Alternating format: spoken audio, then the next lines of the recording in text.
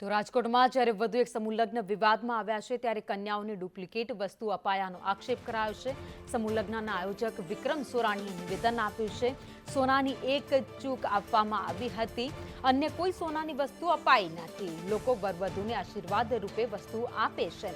સમજણ ફેરથી આ પ્રકારની ઘટના બની છે। અમે સમૂહ લગ્ન માટે જવાબદાર છીએ। અમે સોનાની ચૂક બદલી આપવા માટે પણ તૈયાર છીએ।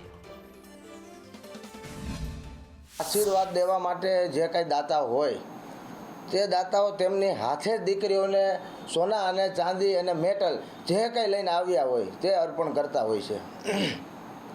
તેમાંથી મેં એક પણ વસ્તુ અર્પણ કરેલ નથી અને તે તમામ વસ્તુનો મેં 5 તારીખે લેટર પેડ ઉપર લેખિત કરી અને બાહેંધરી લીધી કે આ 6 વસ્તુ છે તેમાં પંચધાતુનો સિક્કો, ચાંદીની વીંટી, એક મેટલની વીંટી, એક સોનાની ચૂક, એક ચાંદીના વીંછિયા, એમ કરીને ટોટલ 6 વસ્તુ છે। તે વસ્તુ તમામ દાતા તરફથી મળેલી છે અને કંકોત્રીની અંદર તેમની યાદી છે।